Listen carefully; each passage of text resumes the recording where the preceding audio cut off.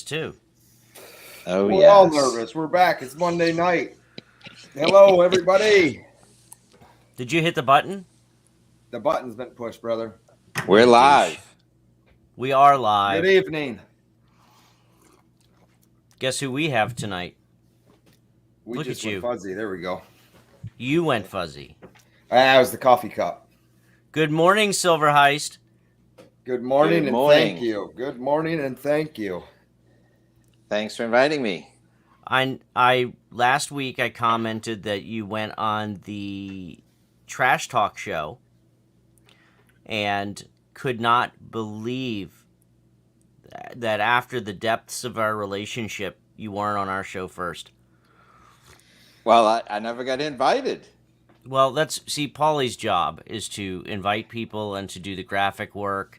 Okay. And he's the producer. Yeah, That's he great. just shows up. He just shows up, and that's, I guess, yep, that's all my fault. Well, I like the thumbnail, but then this happened. Mm-hmm. Yeah. I mean, Pauly's not just a telephone repairman. Okay. No. He's I a can graphic do designer. roofs. I can do roofs. I can put What's your a mailbox roofs? in. What's a roofs? A roofs is what covers your houses. My God, you guys are from a different planet. I can't see anybody. Is anybody here yet?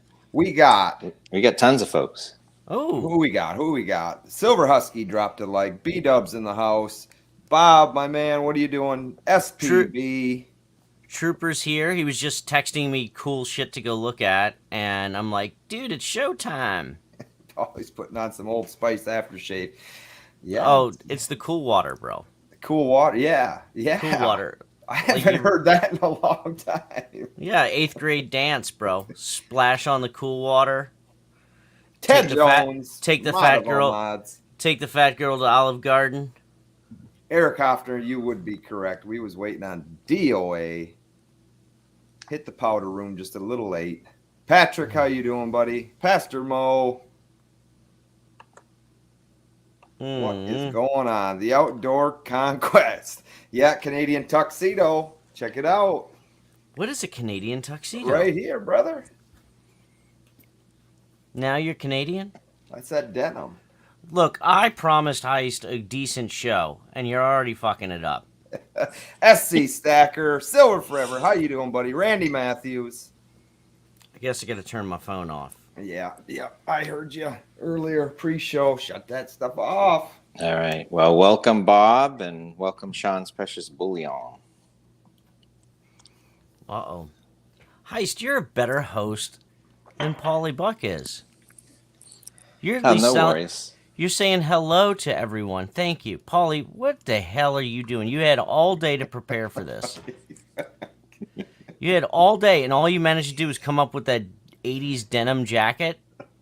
Are you? Look at do you, the shirt. Do you have a scrunchie on your wrist, and are you wearing those high top socks with the colored stripes? All right. Well, I just got a patch Peace. from Peace Husky. symbol. I need a denim jacket. That's Ooh. why I wore it. See? Did you buy one of the Ukrainian ones? Well, I bought the Silver Eagle, the gun-toting Silver Eagle one, which is maybe slightly different than the Ukrainian ones, but it's kind of similar but cool.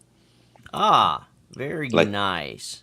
The Walking Liberty, the pistol packing Walking Liberty. Yeah, that's it. You need to put it on your plate carrier, your bulletproof plate carrier. Okay, I know you've got one. everyone does. Thank you, except for Stormy. Stormy doesn't. He's not allowed. He's not allowed to have a Swiss Army knife. No. He can have a laser blaster, but he can't have a Swiss Army knife. Have you Even ever that's seen fake. Have you ever seen a stormtrooper hit a target they were aiming for? I mean, that's as harmless as a Nerf gun. They bang their heads on the doorways. Yes, they do, which is more productive than watching one of his videos. I hope you're here, Stormy. Okay. All right. Ted Jones in the house. Brother Dave. Sean's Precious Bullion. B-Dub. B.R. Williams. Vinty is in the house. Angry Warrior. Vinty Tackle right in. Box 4 2A. AW, how you doing, buddy? Who did I miss? Anybody? Randy Matthews, you're here doing nothing. Troop, you're here. Silver Forever. Evening, sir. SC Stacker. SC Stacker, guys, if you didn't know this, I made an appearance on his auction, and I bought a 10-ouncer from him. And then he spent 4 days chasing me down for payment. That happens. What? That happens. Late night buys. Oh, I didn't take note on how to pay him. Yeah. Let's see. Right there Outdoor on the Conquest showing me the fish of the day. That man there makes me jealous. I see it all the time. It's not Pastor Mo. Pastor Mo, are you doing the blessings? Dude's obviously absent.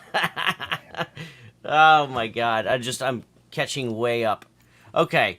All that's good. All right, Heist, thanks for joining us, brother. I really appreciate it. Yeah. Now, I got I'm questions. excited to see what happens. Yeah, you sure about that?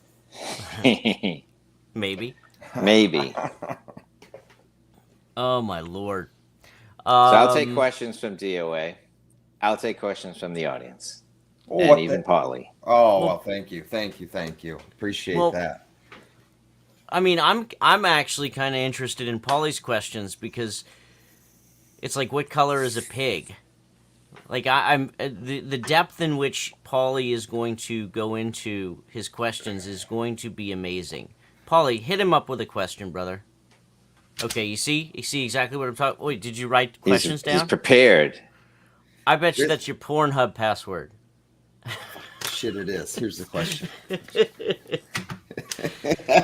First of all, do you have the glove? I might just have it. Manny, what's up, dude? You have the Manny glove? Lopez, how you doing? Okay, so here's the thing. Heist always puts out these very specific types of videos. And I have just been dying to know what this man stacks. So, Heist, is that a stack of gold? This is a stack of gold. That looks familiar. I think that was just in your last video.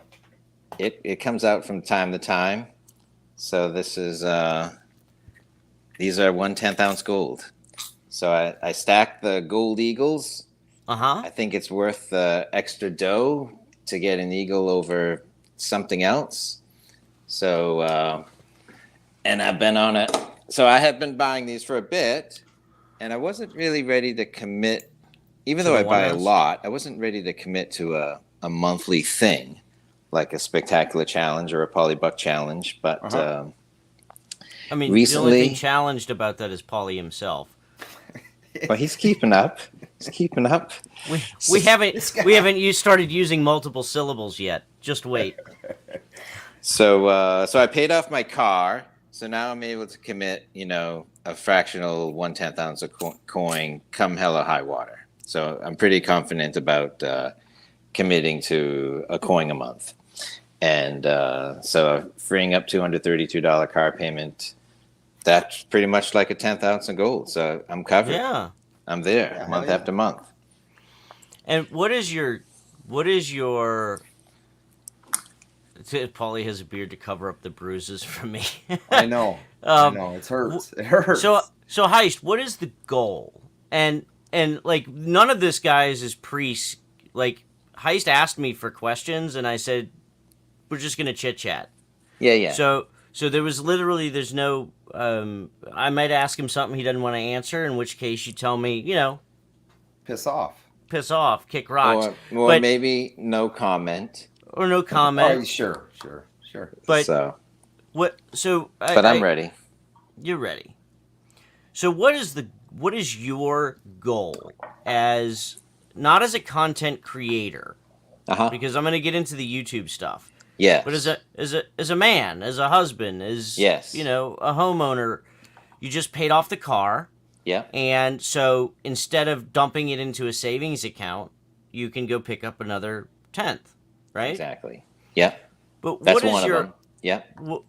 So what is your goal? Because I don't think people get to hear that from you very often. Like, theoretically, yes, but Yes. I've always been very intrigued by someone's personal decisions to do things. Like, I'll share again with anybody who's new to this is one of mine. As an entrepreneur, I've suffered through so many times where I didn't know how I was going to pay the bills, because a business didn't go as planned, or a hiccup, or a speed bump, and I use stacking as a way to put non-liquid alternative assets in the safe so that I can go liquidate it with a little more effort, meaning non-liquid is in cash, right? So I don't ever want to be in a position again where I'm going, wow, I got to make payroll or feed the family. And so for me, I stack because it's a great way of spending money, quote, while not spending it, just moving it into an alternative asset and knowing it's sitting there if I absolutely had to have it. So I want to know, what's your goal, brother? What do you? I mean, because you have such a very. I mean, I gotta say, you're very specific. Yeah. You're very targeted. Well, yeah. I mean, I think. I mean, if you want to go into the goal, we can go into the goal, and then we can talk about why I'm specific on things. So, I think my goal is just to have alternative savings outside of banking. But it's not like I don't want to use the banks at all, but the banks just aren't rewarding me. So that's one motivation. If the banks aren't going to reward me, if savers aren't being rewarded, then the hell with saving, or not the hell with saving in the traditional way. So, I want liquid cash in a bank, but, and I'll keep, a bunch in there for emergency funds, but then beyond that, I'm going elsewhere. So here's an example of something. So this is a passbook savings book. So this is something from way back when. And this was 1994. I got 6%. So every month I made some kind of interest income, $14. Compounding interest. I mean, it's just a few $1,000. No, I closed it out in 98, maybe. So at some point I put that money to use. So so there's $4,400. And what did we start with? We started with, I don't want to put my name out there. No, we started with 3,600, and then lo and behold, we're sitting at 44. Yeah, I think we closed out at 44.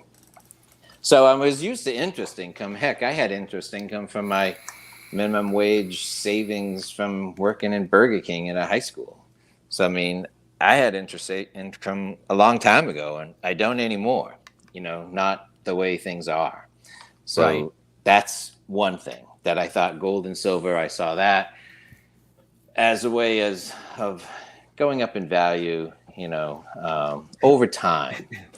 So it's, you could find yourself on the wrong end of your purchase, but I think if you hold it long enough, you won't be. Right. So, so that was a sort of the first level motivation, and then, so it's really for that. It's for the future. I mean, I'm a little older than some folks. Nah, you're a spry chicken. Yes. So, it's retirement. It's the future. It's just saving for something down the road. And so, but it was been kind of vague. And so I thought this was kind of cool about the coin thing, because I've got 100,000 miles on the car. And, if I save one of these a month, that's about, I don't know, $2,500 a month. And so I've saved that for a few years. I could flip that into a down payment 3, 4, 5 years when I need my next car. Yeah. And so that's a kind of a short, medium term goal. I think that's realistic, that I'll get my value out of that in 3 or 5 years. But then hopefully that's not the only thing I'm saving, but this is like a baseline for me. Okay. So that's one thing. And, I've been doing this for a couple of few years, and it's sort of like I was pretty slow. I mean, I think I've been motivated, but I maybe haven't been organized. So shockingly, this is like a motivational thing to fill a tube. To watch it grow. Yeah. So I'm kind of excited to just see, January, February, March, April, May. Which is sort of the point behind these challenge things that folks do. I mean, there's no repercussion if you don't do it, other than self-inflicted guilt. But sure, the idea is to get yourself into a routine, right? And I respect that, and and maybe I just didn't want to commit to it, last year when others started it, and I think my thing just now I'm into it. Now I'm like synchronized to Pauly and Speg, and I'm doing my thing for me, and it just happens to be a once a month deal, and so like I'm down with the challenge. Love it. Yeah, that's great. Love it. That's great. And a lot of stuff of what you just talked about, I just kind of spoke about earlier today. Are you trying to plug one of your videos, Pauly? No, because it's not gonna help. Okay, it's not gonna help.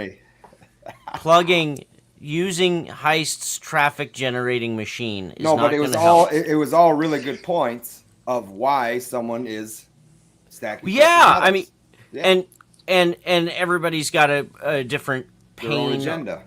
Well, everybody's got their own pain tolerance for what they can set aside, right? I try to do things that make me slightly uncomfortable, so I operate on a model of forced progression. If I make a decision today that forces and influences my decision tomorrow, I'm better off. I know my weaknesses.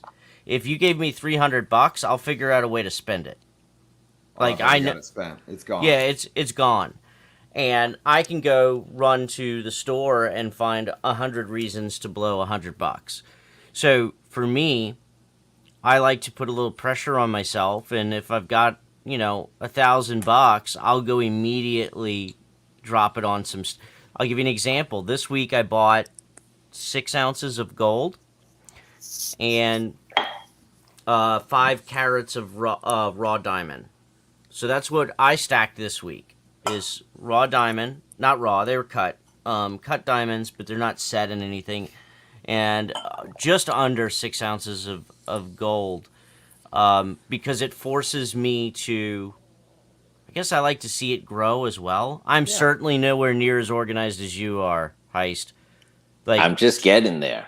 Tubes, no dice, bro. I've got like Ziploc bags and fucking socks. I know. That was the thing. Because it was a mess. And so I shocked myself by counting all those stupid little flips. And I had like 8, and I had 1 like on the way. I'm like, well, crap, that's 9. I didn't even know I had 9. I had all those stupid flips, those things, Yeah. So it's like, well, if only I was doing a tube, I would have known I had like 9 or 10. And now this tube either holds 20 or 25. It's to be determined. Until I get it close to within 1 or 2, I'm not really sure if it holds 20 or 25. I thought it held 20, but now I'm seeing that it might hold 25. I just bought a spare, so that's on its way. That vendor said it holds 25, so we'll see what happens. But it's silly, but I mean, it's a different ball game. Everyone's at their own pace, but I watch other people saying, "Oh, I'm gonna fill my Buffalo tube. I'm at 18. I'm about to hit 20." And it was motivating for them. And even, I don't watch him a lot, but even like Mike Maloney, he's literally talking like, "Oh, I'm 1 away from filling my tube." So like tubes are like motivating. So I'm down with the tubes now. Yeah, nobody wants to run a race where they don't know where the finish line is. Yeah. So a tube gives you that finish line, where a zippy bag or a sock drawer or whatever just perpetually goes on and on and on. Right. I mean, a big, grain sack full of junk silver is kind of cool, but like it might be good to know how much is in there. So like, those guardhouse boxes are kind of good. And I thought about maybe getting a dime box. Haven't, but I haven't bought junk silver in forever because the prices I got used to cheap prices. So Yeah. Speaking of junk silver, what was that, like 21, 20? What was the conversion rate for you and like your mental comfort level? Because I've never bought it, but we did sell. We sold it on Metal Merchant.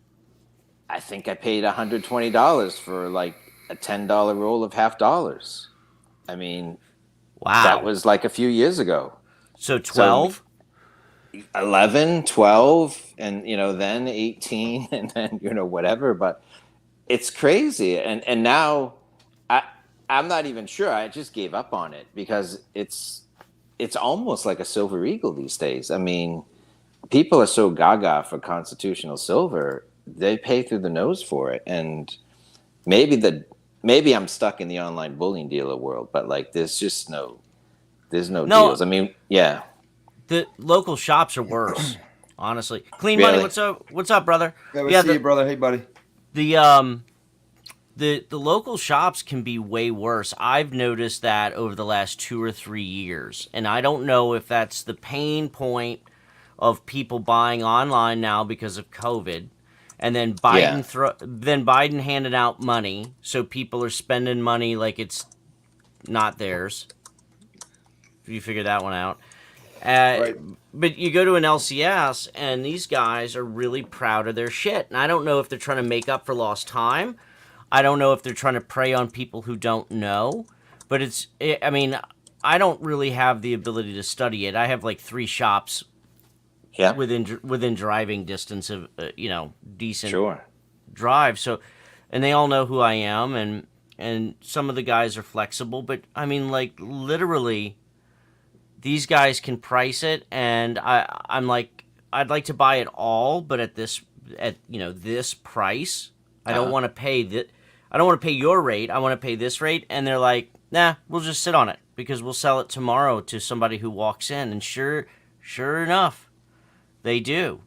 Yeah, it's a very weird place, and you throw in things like cryptocurrency and everything else, it's really, really screwed up all of your normal checks and balances for when precious metals will go up or down. It really has done quite a number on it. The crypto is. I mean, it has to have stolen some of the momentum or headlines or cash. Cash, sure. Yeah. Oh, those damn Pokemon and baseball cards have stolen the cash. Yeah, so a lot of his for sure. There's stacks. There's stacks and stacks. Well, no, I mean, hook me up. Fred Lynn rookie card. What you looking for? Red Sox. Okay, Trooper. 1975. Trooper. So Silver Trooper is a goddamn bloodhound. Yeah. A bloodhound when it comes to this stuff. So tell him one more time, Troop, you here? Is he in the chat? He was earlier. I tend to put him to sleep. I'll put it in the chat. So curious. This man can Red hunt Sox, down 1975, Fred Lynn. I've sent this dude like the big left toe of a quarter, and he's known exactly what it is. I don't know shit.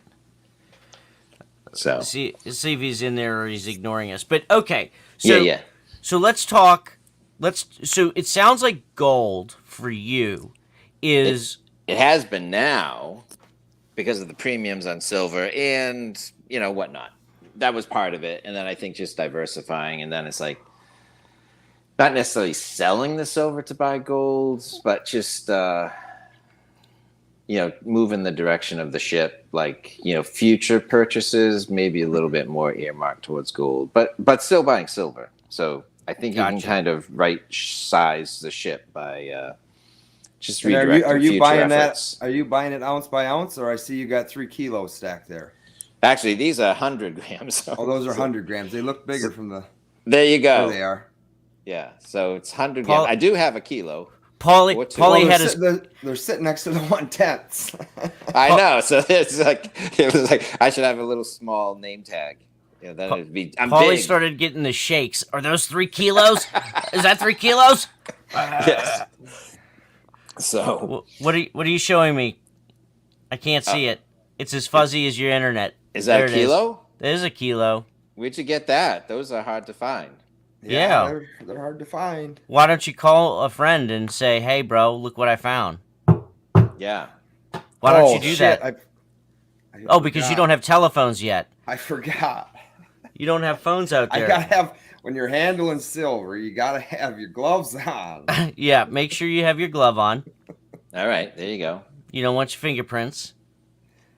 So, he legitimately, I think Vert, there he is. Vertical stacker. How you doing, buddy? I pinned a couple questions. We'll come back to later. Yeah, we're gonna get to all the questions. So, Yeah, so I see don't Silver go Trooper. nowhere. First of all, I see Silver Trooper. He wants to know if there's 4 players on the card. Is that the one you're talking about? Oh, I have no idea. I've never seen it. I just like the ball player. So I like Fred. Okay. So Fred Lynn and Jim Rice were 2 rookies. The Red Sox went to the World Series in 1975. Fred Lynn was my favorite player. I have no idea what baseball cards are worth or what they even look like, how many cards they come out a year. So just curious. If he knows. You sound like the perfect guy to sell a card to. Yes. That's right. That's right. That's it. That's the one. Vert is in the house, my man. Ounce by Vertical ounce, stacker. and then this happened. Ounce by ounce, and then Pauly thought it was a kilo, and he got the shakes. Shit, it looks like it's that in there. Herbash, what's up? Eric Hoffner. We're going to catch up on a lot of folks. Crazy for Mopar. Ben Gloves. Desert Bob. Skull Stacks. I'm Scully, just you trying snuck to get... in. Vert got the notification by Pony Express. Yeah, snail mail. Okay, so tell me about the silver. Because gold, by the way you described it recently, is more of a methodical, consistent process. Yes. But silver, you've bought rolls from me before, and you've bought onesies and twosies before. Sure. But what's your methodology behind silver? What's your thoughts? Right now, I've dabbled in some collectible things, but I try and hold some of my impulses on that. There's too many things to maintain, but I'm curious. I like some stuff. I like the 2021 Morgan and Peace dollars, and some of those series, like Zeus or the pirate ship coins, whatever. So some of the Perth stuff is good. But I haven't really done like the Marvel and the comic book superhero stuff. So I'm kind of picky on a few stuff. But now I'm just looking for like the lowest entry point for silver per ounce, but yet still have some curb appeal.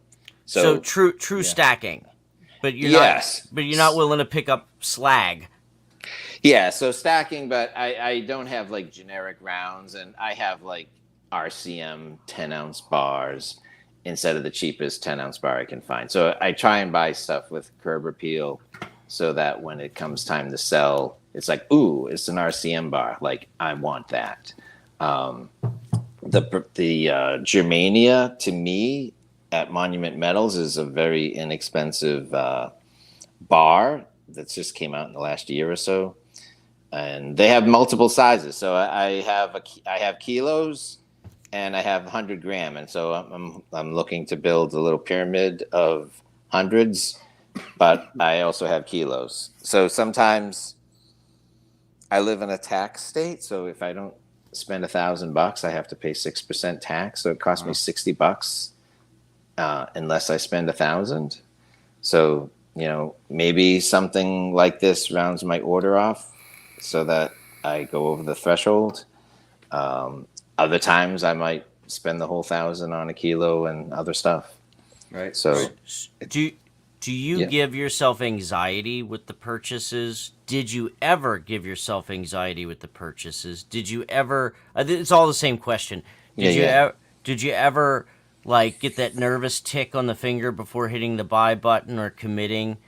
I want to know how you feel today. Is it more just like, okay, it's part of the process, or do you still process it? Well, I mean, I mean, hopefully I don't go crazy, but like I shop around. I mean, I think I know what I like.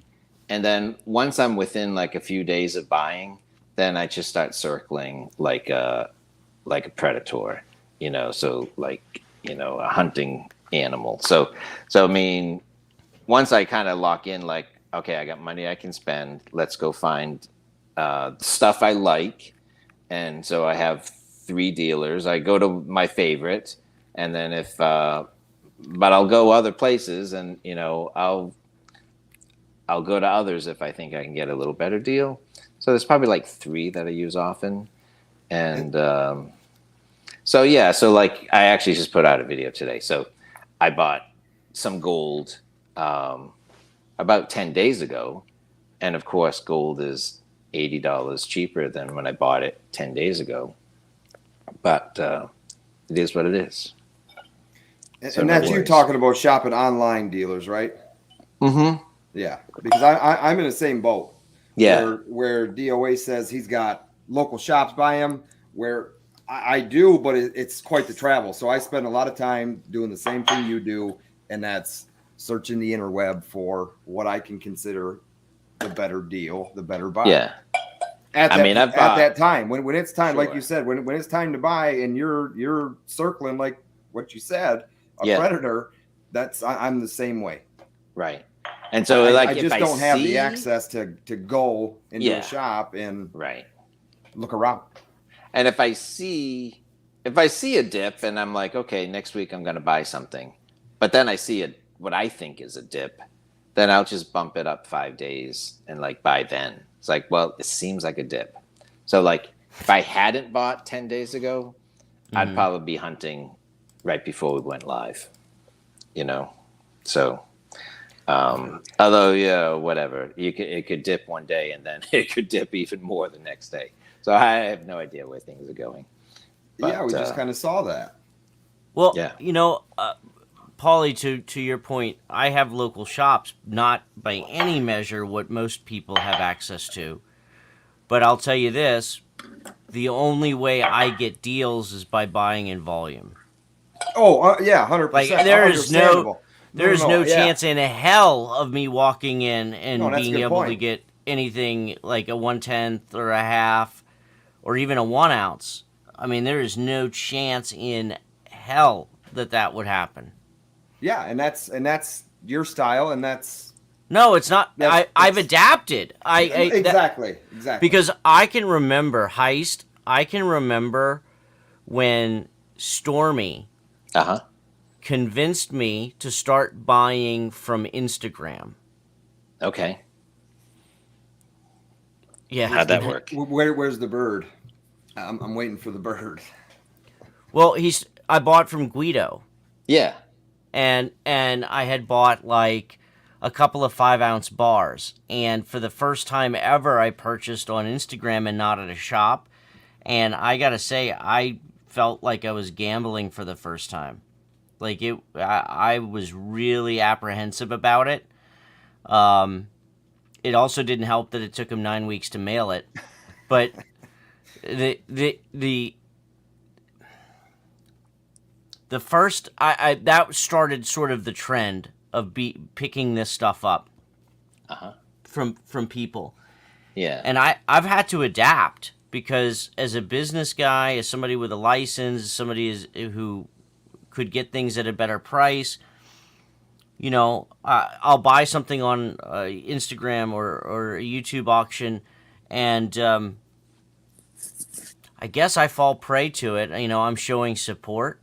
Right. But I end up adapting my mindset to, okay, I'm just going to buy it so I can know I'm progressing. So I know I'm adding something to the safe. Right. And it's just more convenient to do it right then and there, even if I'm paying more money than it is to go wait around and hunt for something.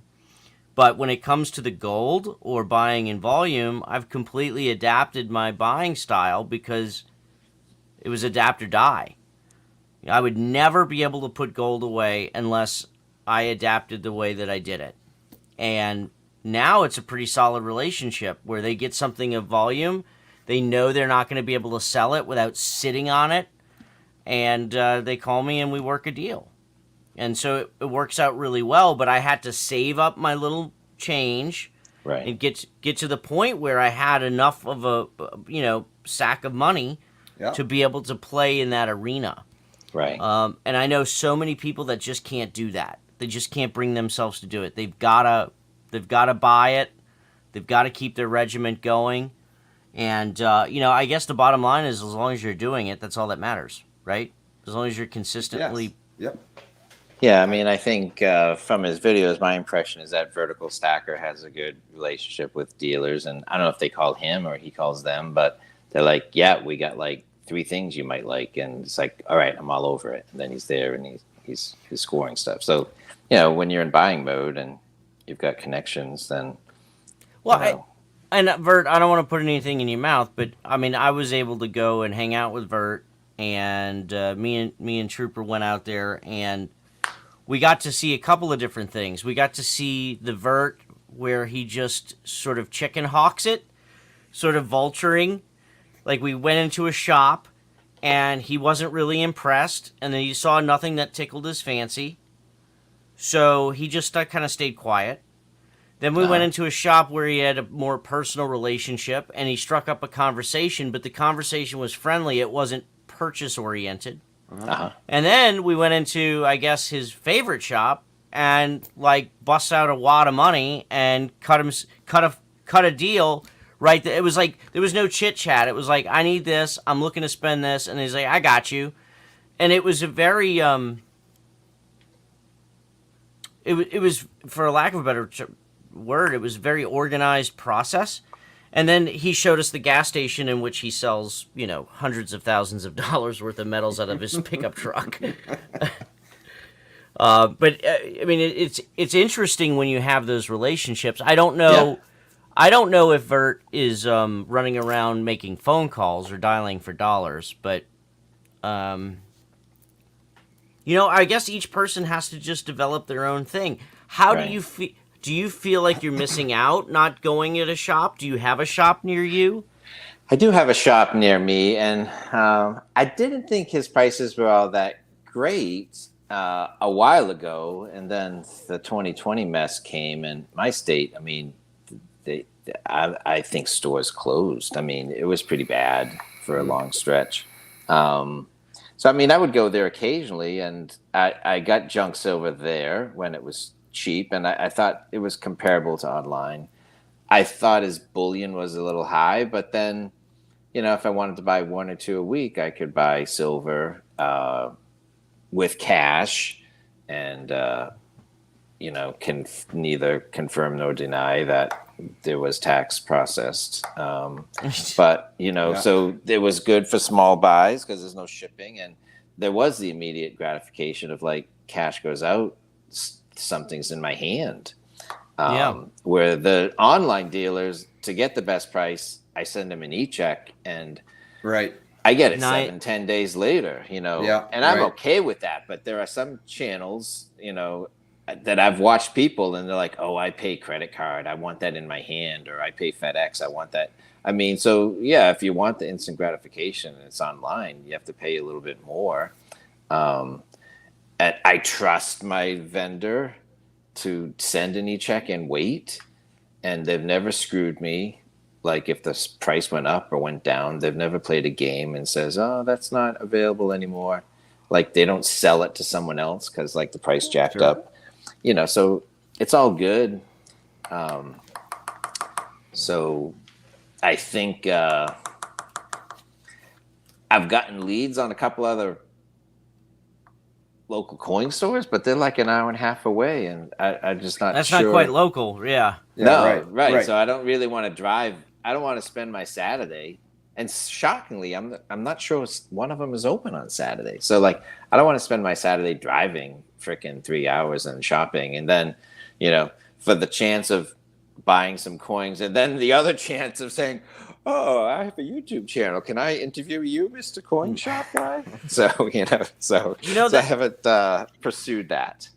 that's been a big popular thing lately. It has. Is interviewing coin shop owners. I thought about doing my own. I know it's a unique idea. I know that it's not done often or frequently or really by anybody, but I was going to bring a camera to my shop, and first thing was I didn't want people to copy me. The second problem I had was I don't want people to call my shop. I mean, I only got 3 to work with. Yeah. I only have 3 to work with, but when it that's I guess the next thing that kind of segues into the YouTube world that you're in. Yeah. You have amassed a really big following. It's going well. You haven't done anything hokey. Knock on wood. You haven't had to lambaste anybody. I've been on my best behavior. You have. And you try to keep me on my best behavior. It's a job. It is a job. I'm glad you took over. Yeah, that's fine. What's the trick? What's the trick? Okay, so first of all, I produce a ton of content. Okay. Daily. I mean, I make videos all the time. Randy Matthews will tend to attest to that, yeah. Randy Matthews can vouch for it. I make a ton of videos. But every time I go to turn on that camera, I get this twinge of like, is it worth the time and energy to do? Oh, goodness, yeah. And then again, I sit here and talk to Pauly Buck for 3 hours once a week. There you go. Not to mention all the conversations and all the work I have to do throughout the week, like doing all the graphics and the tags and setting up the show and all the stuff that I have to do. What is your motivator? Because you don't sound like you're a limelight chaser. No. Before you get into it, I just want to run down some numbers. You're at damn close to 2.2 million views, 17,600 plus subscribers. How does that feel? It feels good. I'm excited. I'm happy for the success. I'm glad that people enjoy it. I've worked hard at it. I used to watch some, YouTube coach videos, Brian G. Johnson or something, or that man drives me nuts. Oh yeah, I watched him, and he's kind of eccentric, but he has an attitude, and basically, I think the biggest thing I got from him is, a certain amount of personal accountability in YouTube isn't suppressing you, if YouTube only shows videos YouTube is not looking for an audience for your videos. YouTube is looking for videos for YouTube's audience. Mm-hmm. Watch time, right? Yeah, well, yeah. So YouTube wants watch time. YouTube feeds their customers what they want. And if they want mine, then they'll get mine. If they don't like mine, they might like someone else's. So, so constant improvement. If I want people to watch mine, I have to improve. So I think the key thing that I tried to watch, and it regresses, and I don't have the magic formula, but I want people to watch as much as possible. So I'd rather make a really good 9-minute video packed with a lot of stuff, because I just don't think I have the personality to hold people for 15 minutes, 20 minutes, whatever. So, we're at 46 minutes, and you've done pretty damn good so far, Heist. So all right, well, that's good. So sometimes I don't give myself too much credit. So I'm and you haven't even had to do a GAW. Well, yeah. So here's my opinion on GAWs. I've done them occasionally, but my no good GAW goes unpunished. That's pretty much my thoughts on GAWs. But I did do a GAW recently, and it was fun. And strangely, I got a crap load of views. It was a damn good video. But right in the first 20 seconds, I said, hey, I'm doing a GAW. and the thing took off like crazy. I don't know. So I had no problems giving the stuff away, and everyone was gracious and good, and someone nice won the coin, and all was well. But I have no idea if YouTube, is mad at me for having a GAR or not. You know what I'm saying? Like the algorithm. Right. I have no idea. So I don't over stress about the algorithm. It's like, I don't know how and why it works. It's hard for me to string like 2 good months together. So it's like one good month, one month, another month. And like every 3 months I have like, or if I can have like 1 hit a month, then I'm on top of the world. That's what makes me happy. Cool. It sounds like Pauly when he used to smoke crack. What do you mean used to? Yeah, used to. Yes, the roughs. I guess. Do you have any anxiety about producing that content? Do you have any doubt? I'm not trying to be negative. I understand. I'm psychologically asking because I go through. You could put me in a room with 3,000 people, and I'll talk on stage for 4 hours with no notes. Yeah, right. I go to grab this camera, and I can find 1,000 reasons why I shouldn't be doing it. Right. How do you fight that? Do you fight it? Do you even give a shit? Do I just need to be drunk? Well, I don't know. You need to be relaxed, I guess. But I edit the hell out of my videos. So I mean, it's shocking how much time I put into a video. Like if I was almost thinking of doing a survey on my customer page, my channel page. Like, how long do you think it takes me to make a 10-minute video? 12 minutes, 1 hour, 2 hours, 4+ hours. So that like, I'm curious if what my audience thinks I put into it, because it's a lot. I've seen like one of my favorite guys is Nick Nimmin. Yeah. Mm-hmm. Just because I think his personality is, he seems to be more real than like Brian G. Johnson. Okay. Yeah. Brian G has he's got a decent following, but I have a hard time. It's sort of like my grievance with the silver stacking community. Like, if you're really not earning a living from it and you don't make enough money to be proud of it, you shouldn't really be teaching this shit. I know that's not applicable, and I don't want to get into it because I promised you I wouldn't. But guys like him kind of, Nick Nimmin clearly is a full-time YouTuber. Brian G. Johnson seems like a dabbler. But I can't budge I can't do it. I can't budge. I mean, Stormy even called me one time and he said, I refuse to talk to you again.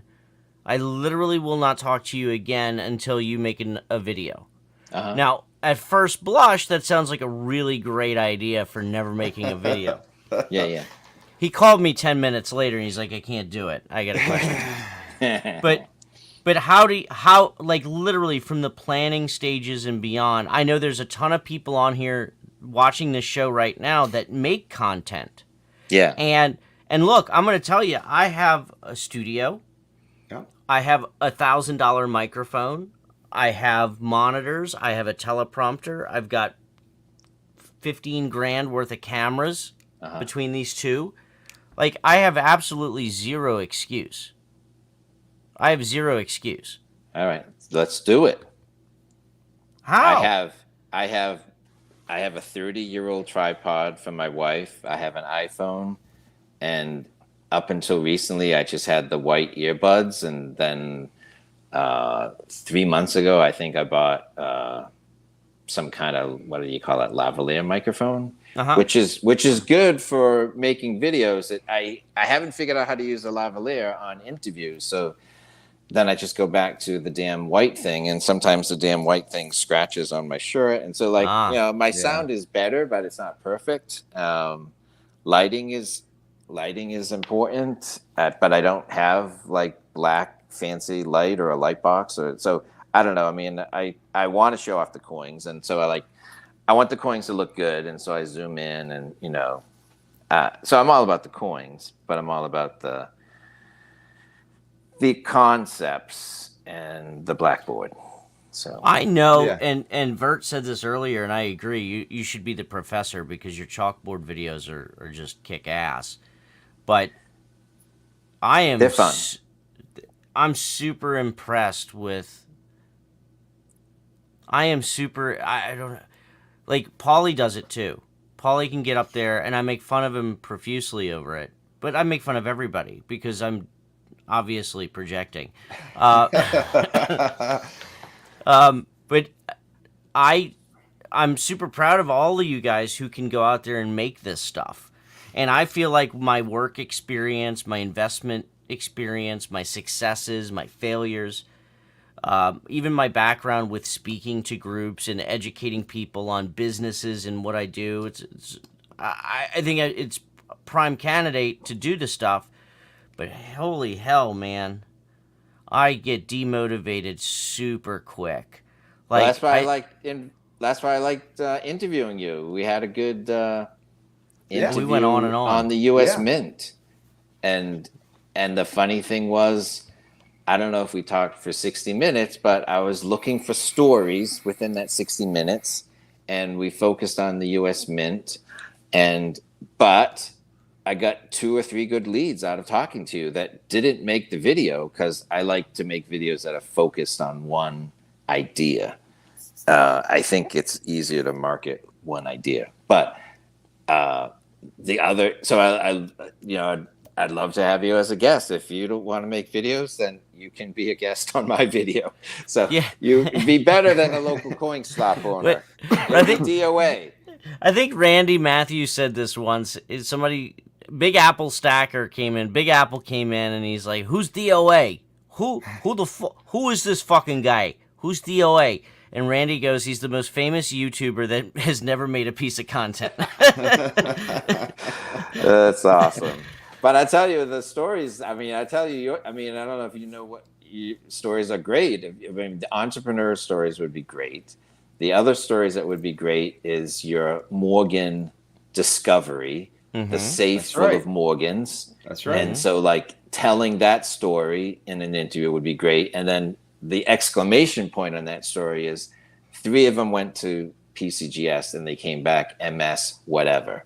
Like, that would be like, because we could tell a great story and you can say, oh, they're wonderful. Oh my God, these are the most beautiful coins But ever. to show it, right? But if we could prove it, then there'd be no doubt, and it would be, we could do a story, and then 4 months later. So losing Louis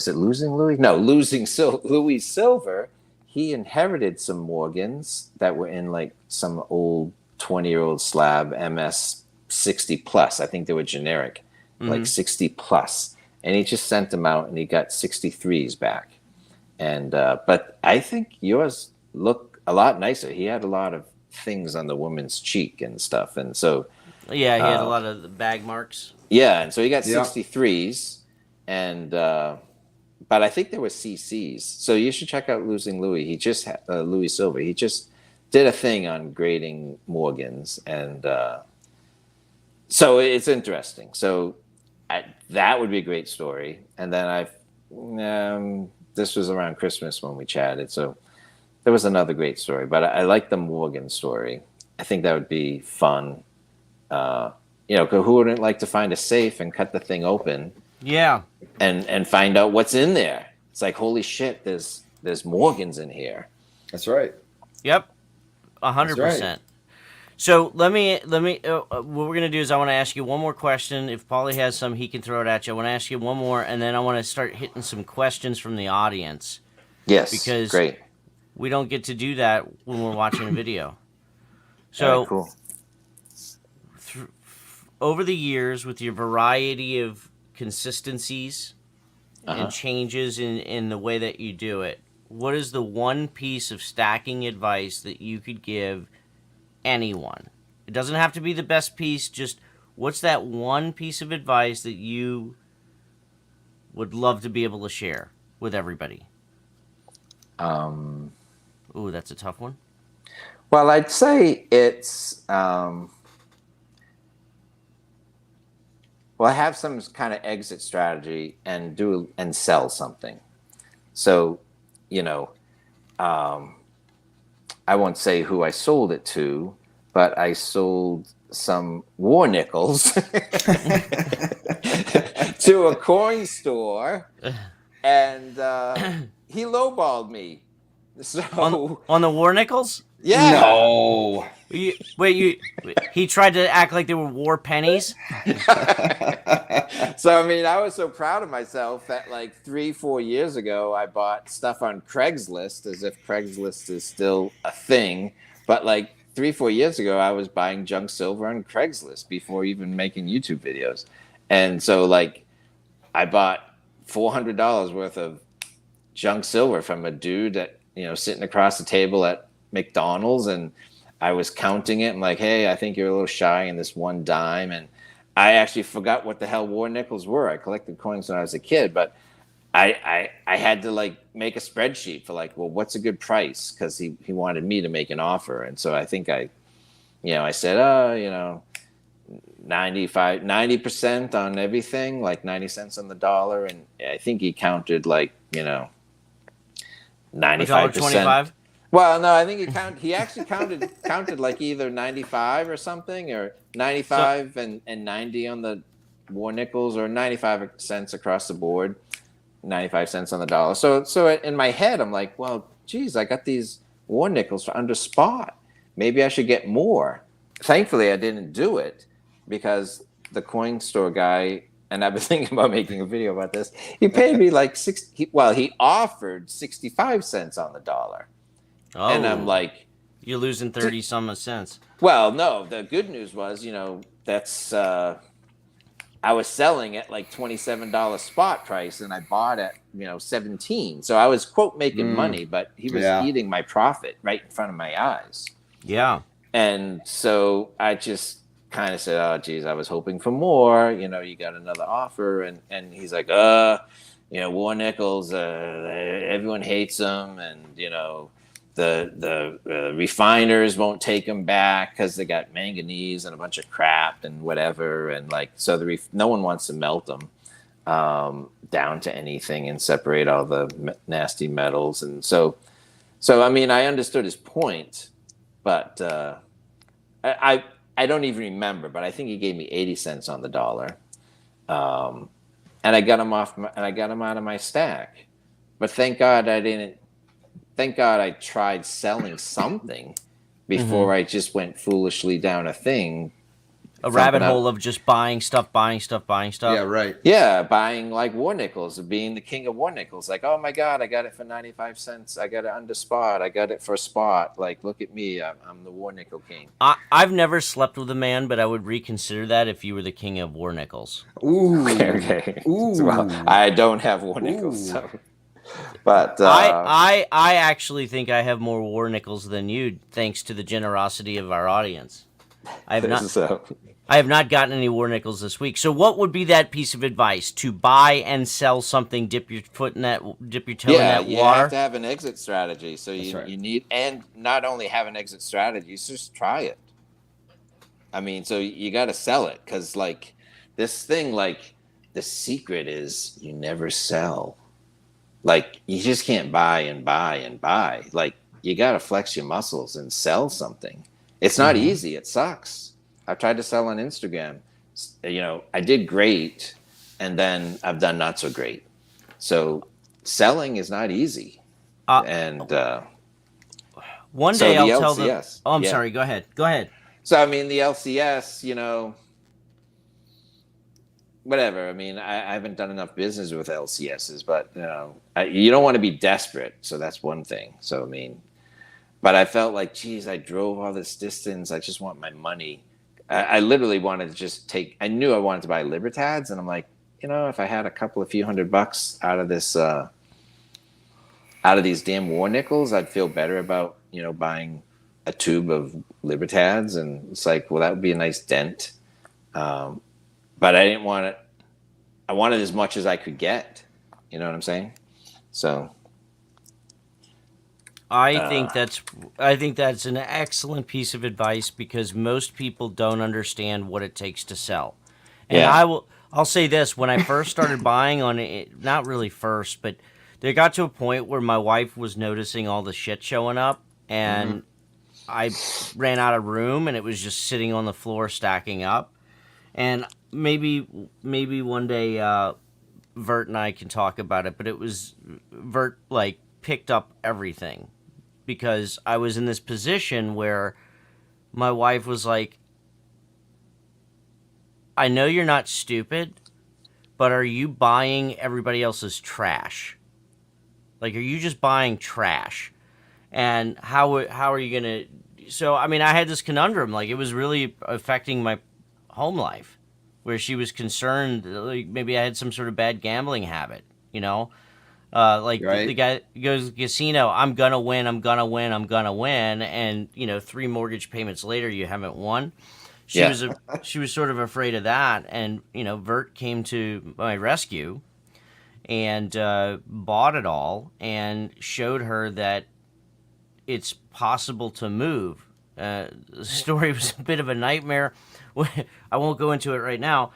Maybe that's another day, but a lot of lessons learned there, a lot of lessons, and so I think that's a really valuable piece of advice to sell. It's very, very difficult.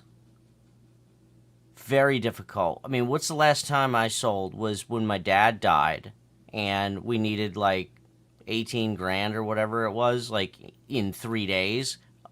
I mean, these funeral people were disgusting. Yeah.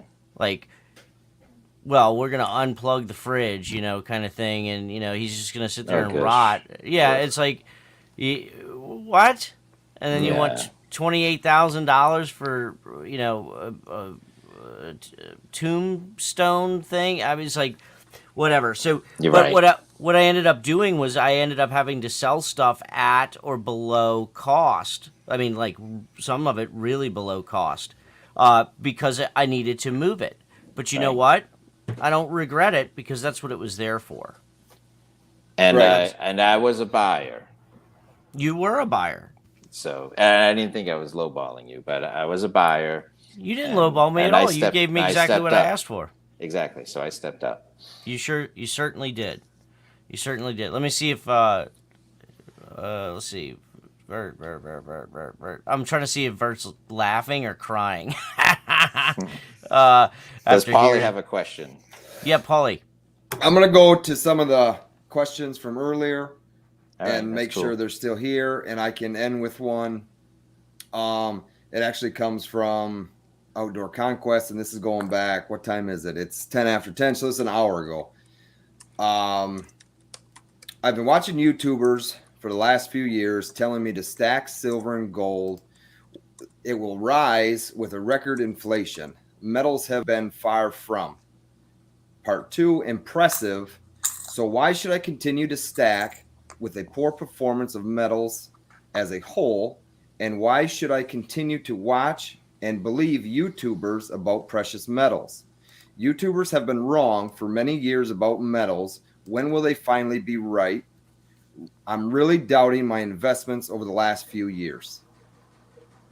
Well, that's long. Let's break it down. Let's break it down to... What's the first question? The first part of that is going to be, when are they going to be right about... Well... the first part of it, it says, for the last few years... Why should I continue to watch and believe YouTubers about precious metals? I think it depends who you're watching and what kind of predictions. I mean, if they're saying it's a good savings account, it keeps up with inflation over time, but if it's moonshot stuff, then it's hard to back up that. Sure. I mean, so. And someone else asked a question about like what's my gold to silver ratio. Like I don't really keep good records, but shockingly, maybe, and if I went back in time, maybe one of my best pickups could have been like my first gold coin I bought, which was a high premium U.S. commemorative, 2018 Apollo commemorative coin, which is an awesome coin, but gold was cheap. So, I mean, I might have paid an outrageous premium, but it might actually be the cheapest gold per ounce I've got. But, so over time, I have gold, and I'm not a 10-year veteran of gold buying, but like I have gold that was cheaper than it is today.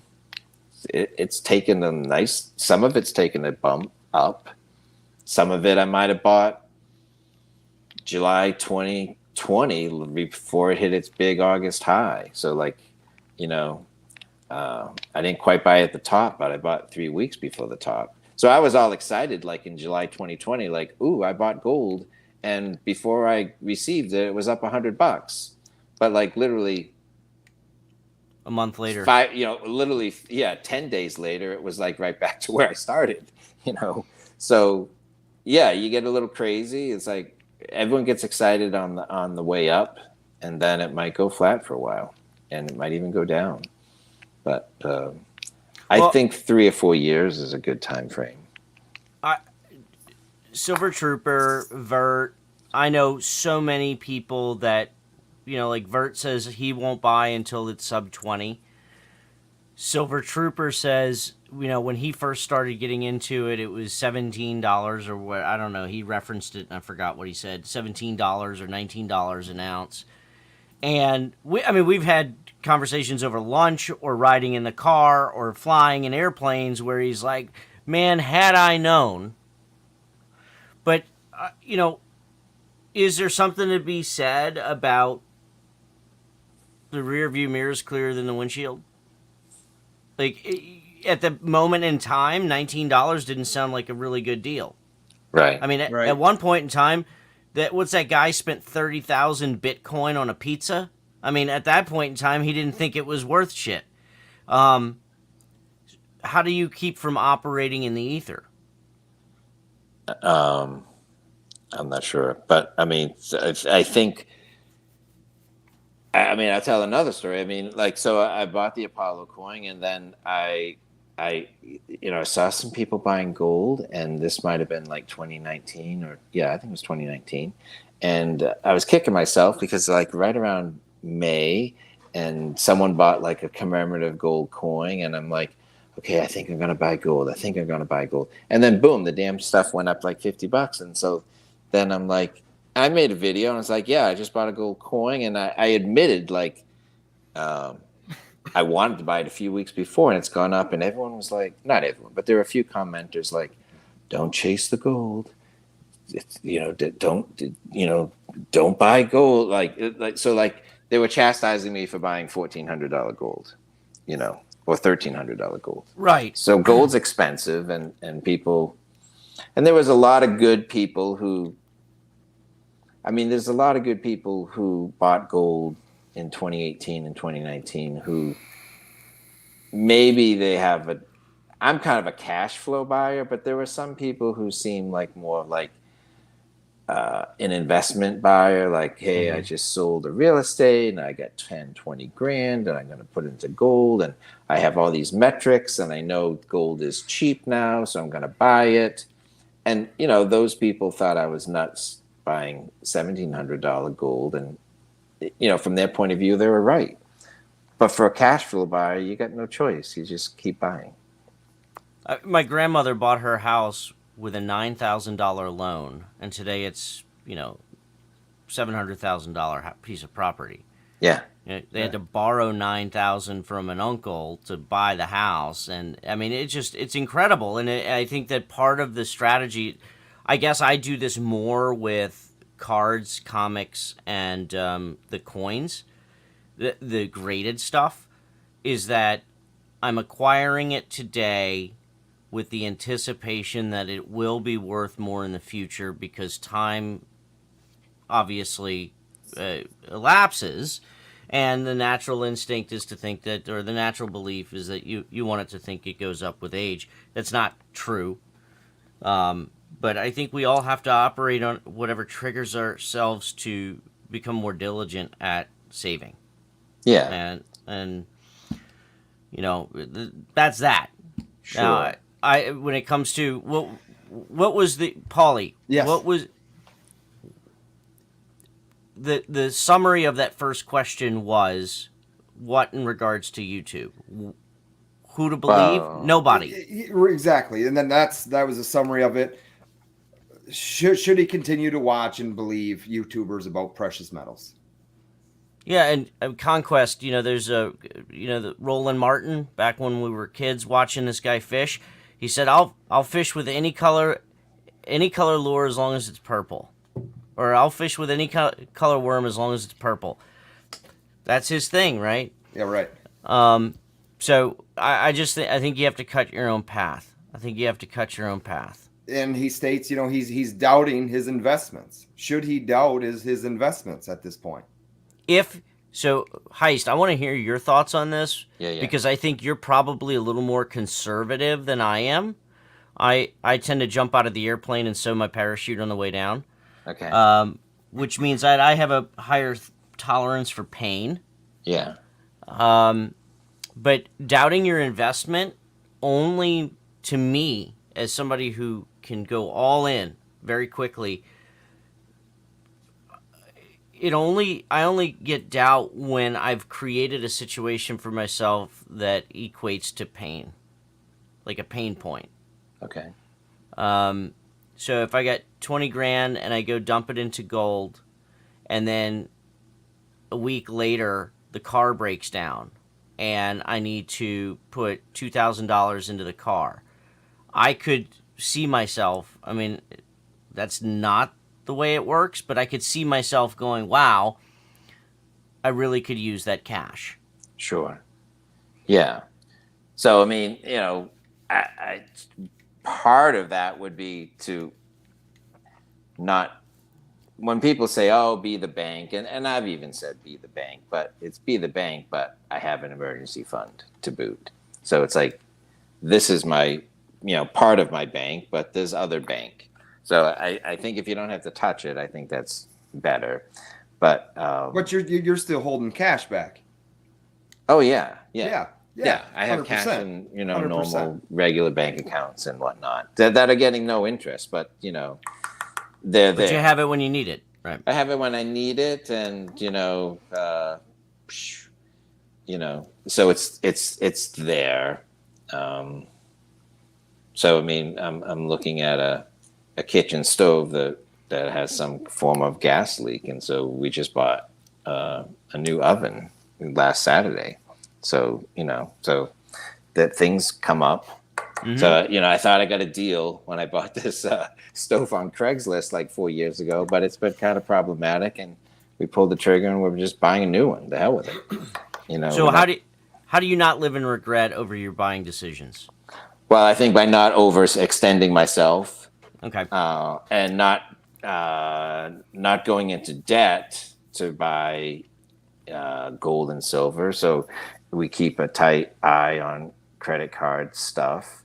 The goal is to keep that at zero at the end of the month, no matter what. So I don't really use the credit card on coins often, unless I'm buying from LPM or something. But I don't buy from Hong Kong often, very occasionally. Right. So if you're not overextended and you have some kind of backup plan, that's what keeps me comfortable about just stack it and forget it. Pauly, how about you? I'm the same way he is, and I'm kind of the same situation. I just had to put a new roof on, and I had the cash funds able to do that, and don't have to touch the metals. But it's there if I chose to liquefy it and turn it into cash to make that purchase, and that's Heist and I are years and years apart from what I can say, but we're on the same page as far as stacking and holding cash and metals, the same reasons. I caught some, I'll put out content that I want to put out content. So I put out content about I-bonds, which is like double E savings bonds, but they're electronic. So it's like a thing. And I put out a thing saying, hey, they're paying 7% in November. Like, you can get 7% interest. And it's like, well, inflation is worse, but 7's better than 0. Sure. And, so I caught some crap for how dare you put money in a bank, or how dare you put money with the government. But what's the alternative? Yes, the government stinks, and yes, inflation's bad. And But have they 7%, ever? 7%. Yeah, has the government ever like stolen my money? It's like, well, bank Taxation. bail. Well, yeah, sure. Taxation without representation. I know. So, I mean, but here's the thing. In the next 48 hours, if I get my crap together, I'm going to put out another iBond video because it gets 9.6% now. Like, Yeah, it's money tied to like overnight. an inflation metric, and like it's like clockwork. So, for the next 6 months, all of, you buy a bond, the next 6 months you get 9.6, and then in November they adjust it again. So you can put some money in the bank. So I mean that's kind of like a lockbox. It's hard to touch an iBond. You have to leave it for a little while. So that's like another way of saving. So I mean, the gold is liquid, but not too liquid. You can't. Not too liquid, and right. iBonds are liquid, but not too liquid, and So yeah, so it's tricks to save and tricks not to spend. So for me to summarize it in its most simple form for my dumb brain, I spend and I teach myself that it's converting. I don't use it as an excuse, but I understand it, and that's what allows me to not live in regret.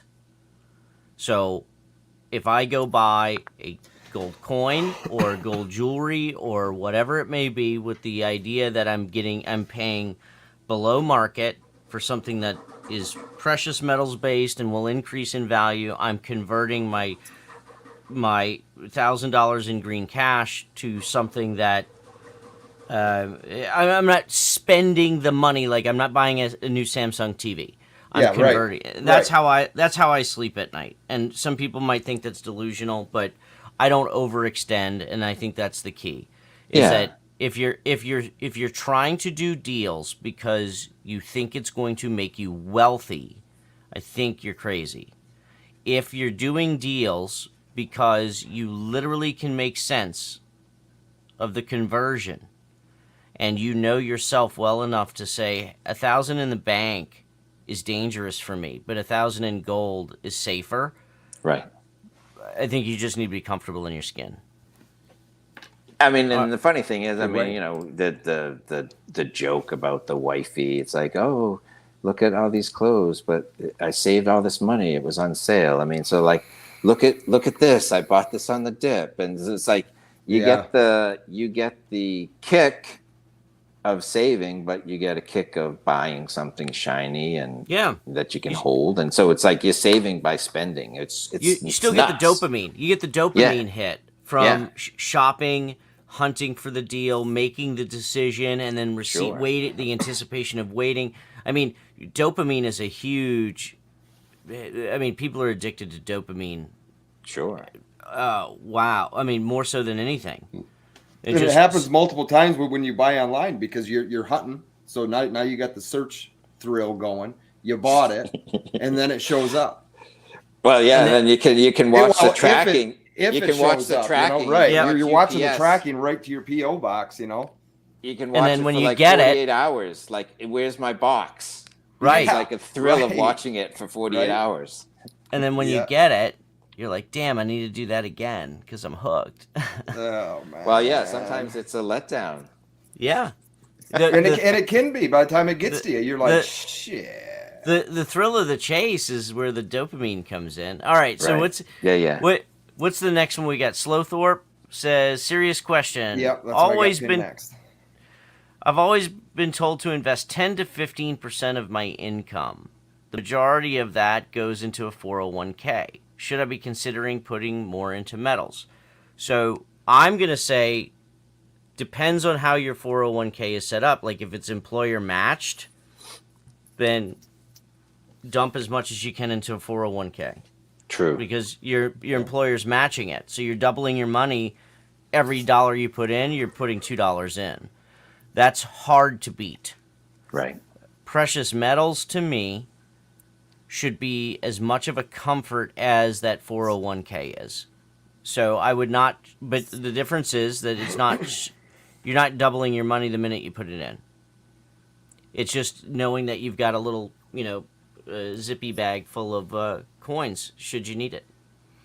But I would not, especially if it's employer matched. Sure. That's a lot of kickback coming in the comments now. Max out your 401k, max out your 401k. Employer match, immediate. Yep. Now, I mean, and again, I think if there's no match, if it's a zero match, outside of any type of tax benefit, which I can't speak to state by state, but I think as long as you find some balance, your wife might prefer you to have a 401k so she can see it grow. Yes. And that's put into your will and your estate, your plan, and your attorney knows what to do with it, all that good jazz. Right. And you personally may be comfortable going to look in your, safe and seeing a roll of gold coins. And so sure. And I got to tell you, the wife likes this too. Mm-hmm. When it's that simple to understand, And if we're on that, mine's still on the fence over, all of it. She's the type that likes to see numbers grow rather than coins stack up. You pronounce it roof. I'd be questioning everything you do too. I talked to the roof. I interviewed Origami Outlaw, and he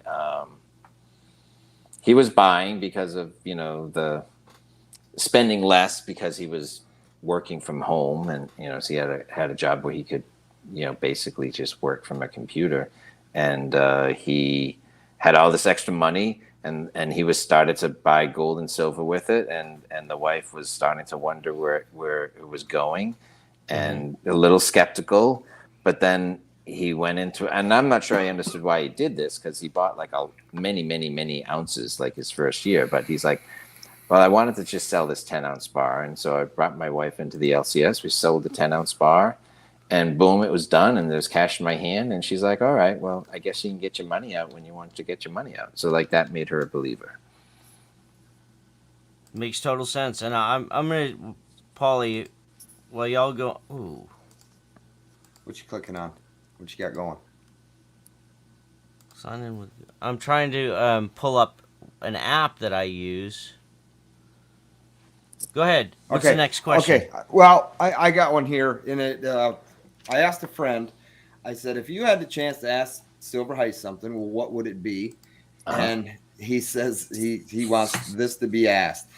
Okay. He says he seems like a pretty cool and collective guy. Have you ever experienced aggression? And if so, what was it that pissed you off so bad that you just had to let loose? Aggression how, though? Like at him? Yeah. Because I've said some aggressive shit, not about him specifically. Okay, I'm not sure. Is the question to me? The question's to you. You seem like a pretty cool... Have I ever gone nuts? Yeah. Have you ever been to that point? Yeah. Well, I'll tell you this, and this is kind of a weird topic, and I'll just share it just for the heck of it. The last 24 months have been very difficult. My church shut down and did Zoom church and stuff, and which I didn't agree with, but I was not in a position to tell my minister, well, the heck with that. We should be meeting, Right. Live the faith. Be around people. I was all around, I went walking on the beach on this, golf cart path along the beach, and people are wearing masks, and it's freaking outdoors, and there's a wind, it's crazy. And I don't know, but then I isolated like everyone else, and I swear I got Tourette's and I had stress, and I slammed my thumb with a hammer freaking every hour. So it hasn't been pleasant. So basically I've had 24 months of swearing at the ceiling, just not on my YouTube channel. So Sure. But that's it. So it's like, if I do a construction project, or do a home remodeling thing, something goes wrong, I get frustrated. I swear that's just the way I release pressure. But I've had a lot of pressure, and it's almost like I have Tourette's. It's just swear all the time. It hasn't been healthy. So, but I've survived, and my wife has survived too. So I'm trying to turn the corner. Good. Yeah, that's Good. great. I mean, I went in. So I have an oil company. I had an oil company, and when Biden took office, he shut us down from the pipelines. 6,000 people out of work. I didn't know what to do with myself. I'm a problem solver, not a problem creator. I went through very similar things, and that's really what got me into the precious metals. Was that I needed the hunt, I needed the chase, I needed the kill. I needed to be involved in something. And so this actually got me through doing this on a more very specific, let me earn a living. I didn't need it to live on, but I approached precious metals as this was my job. And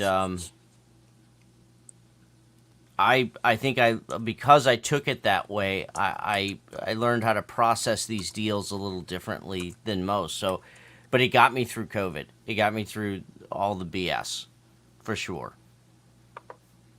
Let's go, Brandon. Good. Fuck Joe Biden. Okay, what's next on the? What's next? You got any more on there? I haven't seen no direct questions. Would it be more progressive just to put cash in a safe rather than going immediately to the? Somebody asked about There was a question that somebody asked about up top. Let's see. I'll answer one question. Silver Forever, like way at the beginning, asked me what my ratio was. I don't really keep good records. The thing about like spreadsheets is that like I put too much damn data into them at the beginning. It's like, what was the spot price? What did I buy? How many ounces is junk silver? Whatever. And it's like I couldn't maintain it. So I run months without like counting what I have. So I think this is going to focus me on what do I have. And so I actually don't even know what my ratio of gold to silver is. It could be 60-40. It could be 40-60. So I need to do inventory. And so I feel like I need to put more into gold, but I really need to check my records because I have no idea. Shocking is true. But I think I wouldn't mind it being like 70 value gold, 30 silver, but I don't think I'm there. But I think at least 50-50, and I might be a little heavy on gold. Well, that's not a bad problem. I mean, I can tell you from the disasters that we have here with the hurricanes and floods and things, that even with my dad's death, I had to jump back on it. So first of all, I despise when people use personal shit on social media to try and sell stuff. Like, I lost my job. I am now selling. So I get you're doing what you're doing. Or I saw a couple of, my son lost his job and I really need help.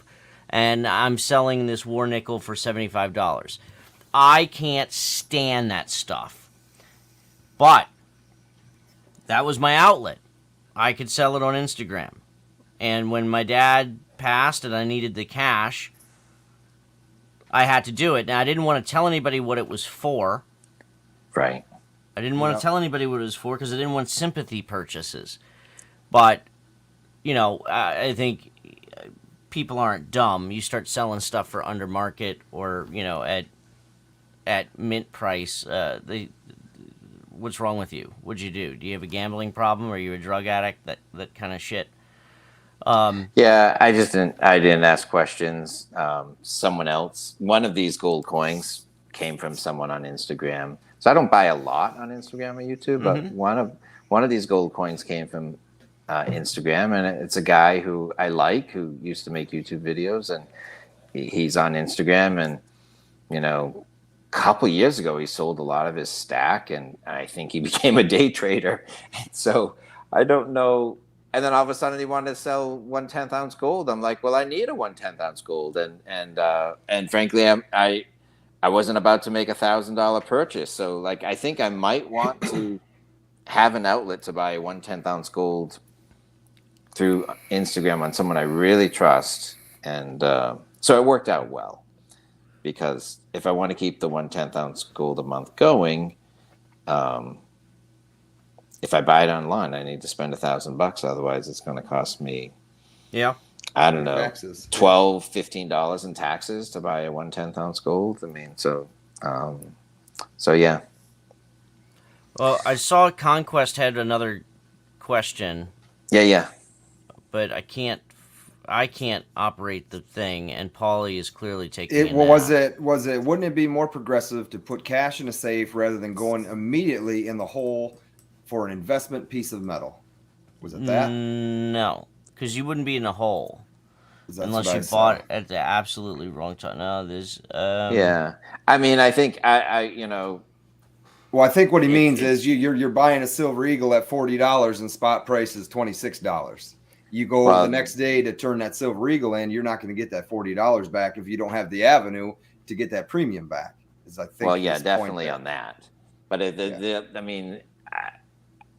mean, I'm going to pursue this 1/10 a month for a while. But at some point, I might be able to say, you know what, I'm gonna do a 1/4 ounce, and I might have to skip a month to get the 1/4 ounce. You know what I mean? So like, I think I want to get these 1/10s out of the way, but then maybe I'll save cash, save cash, then spend it. I've been thinking about that as well, even going into next year. Is why buy for someone getting started in the metals? 1/10 is a great entry point, right? Sure. So if they're following along with this, why wouldn't next year a 1/4 every quarter be worth it? Now you can save. Okay, now let's get a little bigger piece of gold. Let's buy a 1/4 ounce of gold every quarter of the year. And better premiums and whatever. So like, prove yourself that you can save once a month, and then prove yourself you can. And then at that point, they still might be comfortable by a 1/10, maybe not every month, maybe every other month, but still buy that 1/4 ounce every quarter. Right. It's what about Bob? It's baby steps, right? What you're doing, I think exactly. It's Pavlovian. You're trying to do a conditioned response. You're conditioning yourself. Yes. And one could say, if you have enough self-control, you just put blank dollars in the bank when you get your check, or tithing for church, for example. Yeah. You know, theoretically, everyone who is in some sort of church-based faith feels the pressure or the obligation or the desire to tithe. Well, if you're giving 10% of your income to the church, why can't you put 10% into the bank? There's all kinds of things. You know, the value of participating in your church community or your faith community can be more powerful than putting 10% in the bank account to protect your family's financial future.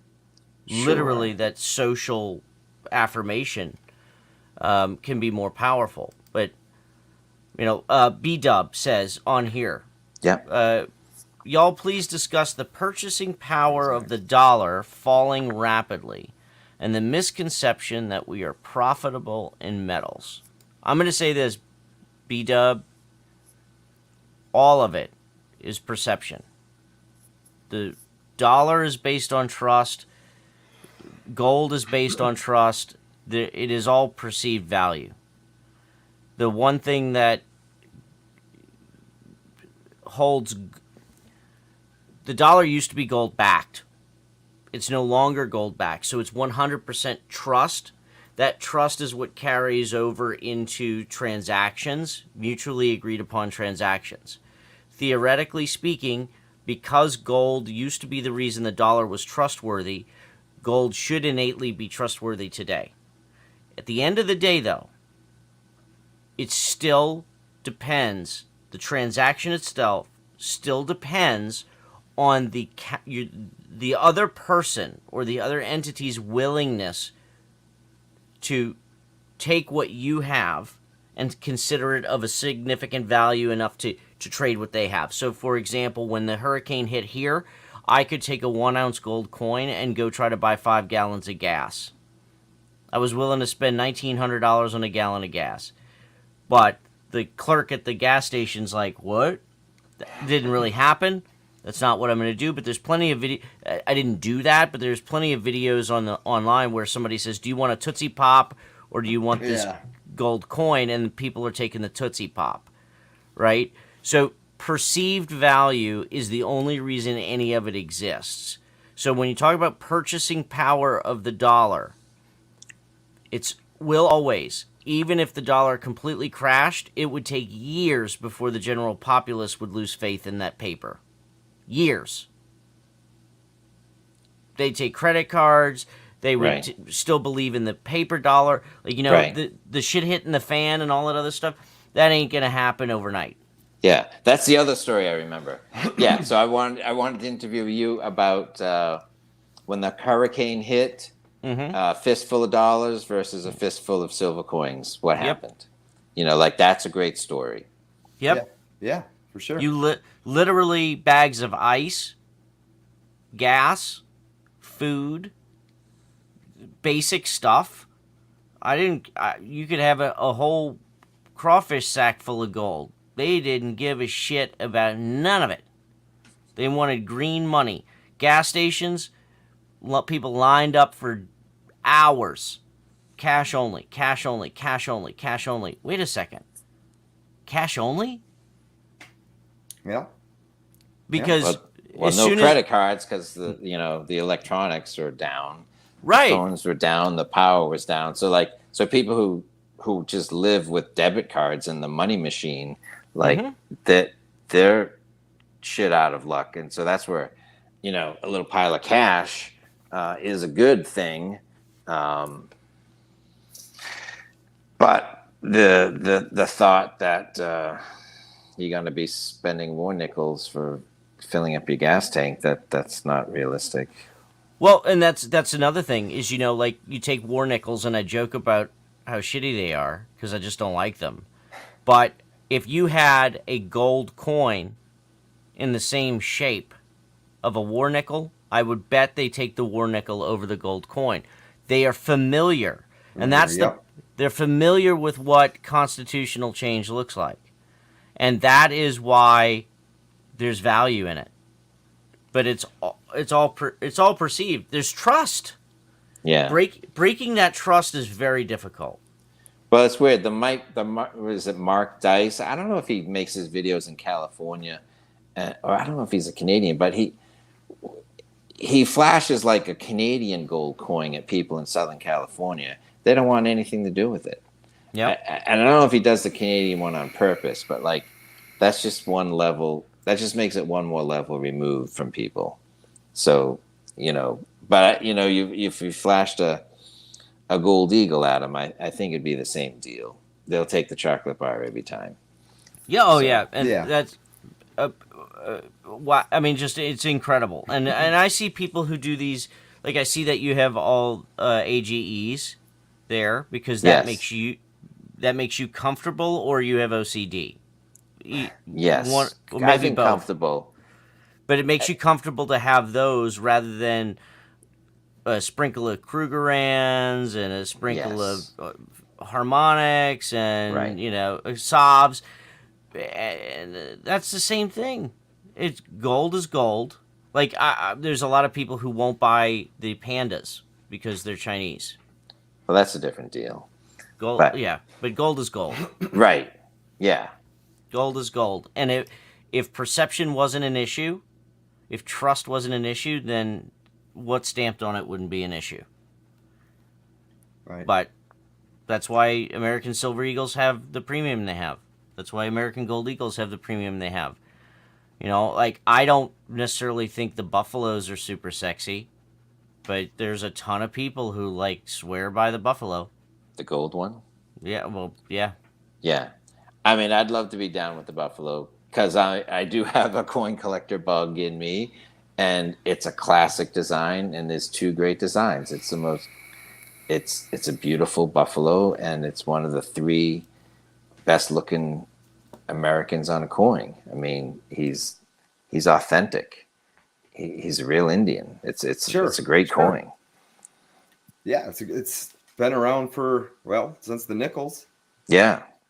So, and they kind of touched on this, but then what happens with precious metals? So do you think there's going to be a monetary reset soon? Will there be precious metals? Where will precious metals land if that happens? And that's... Yeah, I mean, I think my attitude on sort of like the great reset or resets or monetary resets or something is that,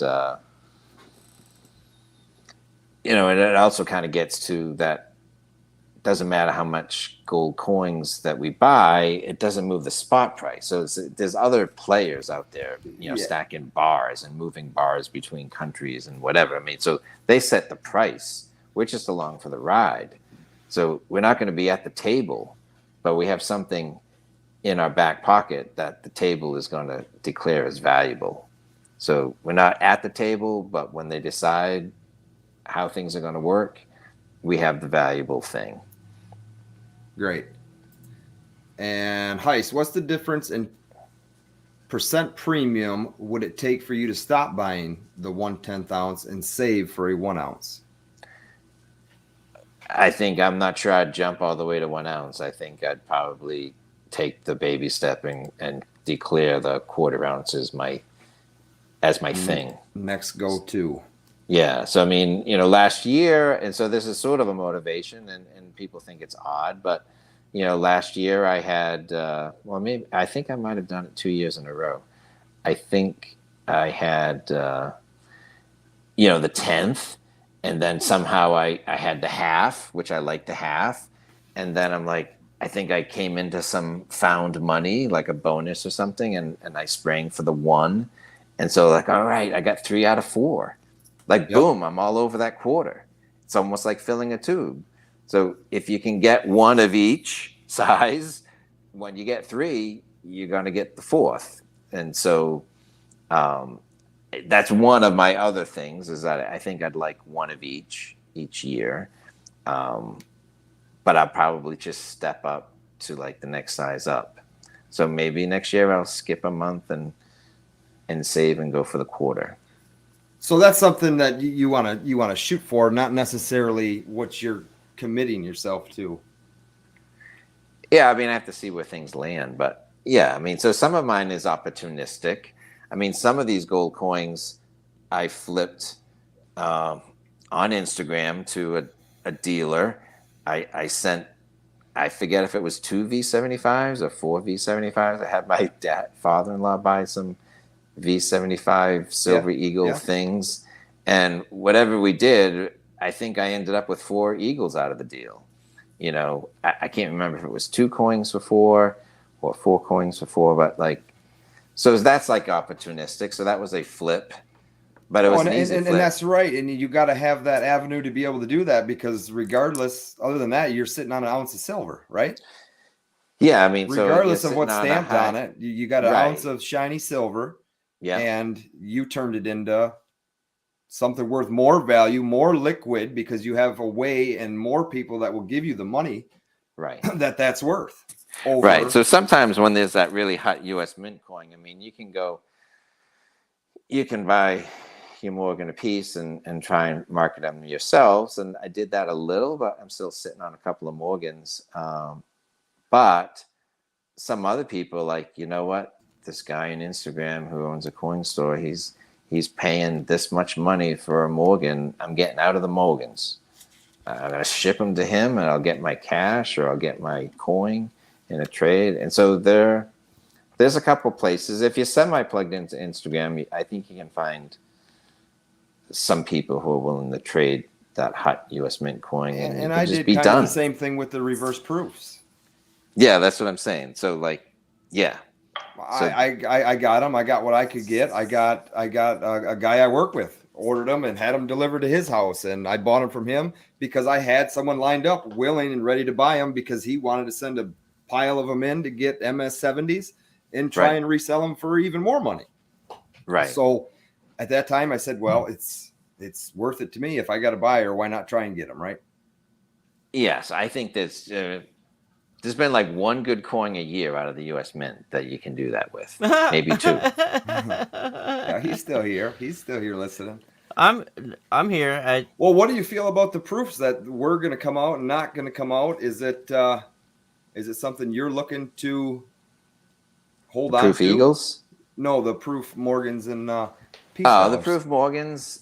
Yeah, those are coming out next year, and so Yeah. I think I'd buy that. I don't know if I'd flip it. Depends what people think of it. How many they start off allowing people to get? Or what's the mintage, or what's the buzz? Yeah. I mean, I think they overdid it.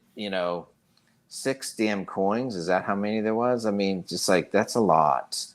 So I'm kind of glad if they were going to make something every year, they were going to limit it to like 2 flavors this year or next year. But like, if they did 6 every year, that's like milking the cow like 3 times a day. Good Lord, let the cow rest. All right. What you got? Heist, I gotta say, this is very good. All right, good television. This is very Not good. bad. I mean, I know it's going on 2 hours, so Is it? You ready to D-Dub take appreciates the answer. You ready to call it a night and get some rest? But end on a high note before I get myself in trouble. Well, I mean, if you want to talk about the highest note possible, we should really talk about the auction coming up. Ooh. On Friday. The best auction in the Empire. Well, there you go. It's Friday. your show. The most Friday. bigliest. The most bigliest. Someone said. Yes, the bigliest. So, Pauly, tell them about the auction. I'm solving a problem right now for work. I'm sorry. You've got a problem with work? Yes. Oh shoot. Not even next Friday. This Friday. This Friday. Really? This Friday, May 6th. May 6th, 9 p.m. right here. The biggest auction in the Empire. Be here, be square. You didn't say anything of use. Oh, that's all of use. That's all you need to know. DOA is opening up the safe. That's useful. DOA is gonna sell stuff, I guess. DOA is gonna be running duck races. DOA is gonna be running scratcher cards. DOA is gonna be doing gauze. I gotta do all the work, huh? That's right. I think I'm gonna let you log into StreamYards and control the chat. Oh my gosh, he's got to pay attention to the chat too. I'm not. Yeah. Holy, this is going to be a tough night. I mean, I got mad skills. I can handle that. All right, multitasking. Is there any other questions for Silver Heist? Well, we have them here from the chat. And if there's not, I'm going to say this was a great show, and I appreciate you being on here. Thanks for the invitation. Yeah, man, you're welcome. I mean, I'm open to, doing stuff. So, we just spent 2 hours. I like that's stuff. That's like light lifting. Like that's what? That's light lifting. Like I didn't have to prepare. I just sort of told my stories. I put out a video tonight. I spent more than 2 hours on it. So I banged. I think I published it at 8:45. I don't even know how it's doing. So. Ooh, let's check. I watched it before the show started. I put out 3 or 4 videos today. There you go. I just put out the one, and I told a friend again this Silver Forever. I said that I'm at work, and this video just flashed in actually 3 videos all at once, flashed in my head, and I took out my phone and started jotting notes down on the the iPhone app, the notes app there, and went home, recorded it, did a quick edit on it, and uploaded it, and I felt really good about it, and that's that. Well, that's one of us. Silver Heist didn't even flinch. He's like, I don't. He's typing. He's got 552 views. He's got 27 comments and 128 likes. Y'all go hit up Silver Heist. Ted Jones, my man, you haven't had to do this all night. So this was I bought coins before. So the setup to this video is I bought coins before the dip, and so I want to compare the price of what I bought to JM Bullion's price after the dip. So which one did better? Ooh. You'll have to watch and find out. Exactly. That's right. I watched a video today from Pauly's channel, guys. You should definitely go check. What was it about, Pauly? I didn't watch it. The question is, I didn't watch it. Fucking prick. Tell me you want to know what? You don't want to know what I told him. I told him. I said, now that your air conditioner's back working, go watch my video. He goes, I watched it earlier while I was sleeping. Okay. So, anyways, the question is, why do you stack silver? And then I give why I stack silver. It's real quick. It's to the point. It's a good one. It's honest, and that's what I like. I like to be honest, and that was kind of a really, once it was done and edited, it just a kind of relief type thing, just gone. And it was a great feeling. Yeah. All right, I'm gonna check it out. Well, speaking of checking out, Heist, I gotta say it was a very enjoyable, pleasant conversation. Great. I'm so glad we didn't schedule anything because it kind of was just by the seat of our pants. Right. I want to say thank you for. He's talking about. I want to say thank you for sponsoring one of the segments for the upcoming auction.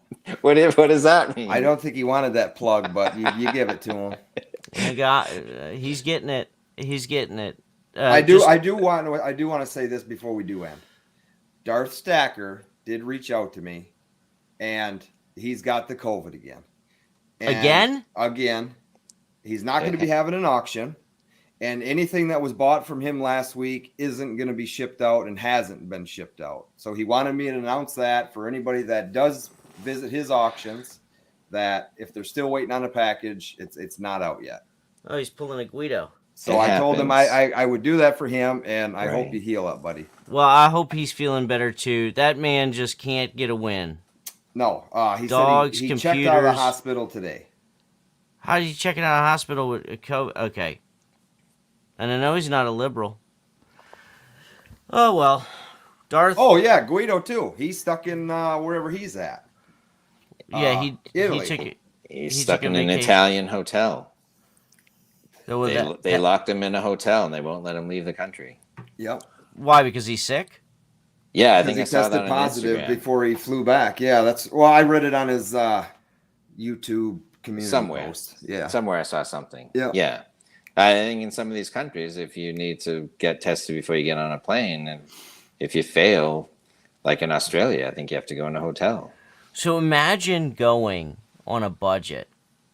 Right? Yeah. And boom. 10 days. 10 more days at $300 a night. Imagine going to Florida to a house you booked 6 months in advance, and you get there and it's a shell of a house. Imagine using a condom. Now that's a video. Imagine using a condom for once in your life. A what? A what? A rough. A rough? A rubber. A rubber. Heist can do it with his Massachusetts accent. I like it. What's that? I like it. No. A rubber. Rubber roof. All right, guys. Thank you very much. I appreciate it. Thanks for the invitation. We'll Thanks see for you letting me Friday. into the Lion's Den. We'll see you Friday. All right, saw you on the other side of the Lion's Den. I went into the Lion's Den. I came out. You came out. Yeah. Alive. So All I right, came out, everyone. so I get to go to the thing on Friday. That's there you go. We will see you there. We'll see you all there. Come back Friday night. We will see Awesome. you there. All right, thanks a bunch. All right, See y'all later, later. everyone. Yeah, bye. Bye.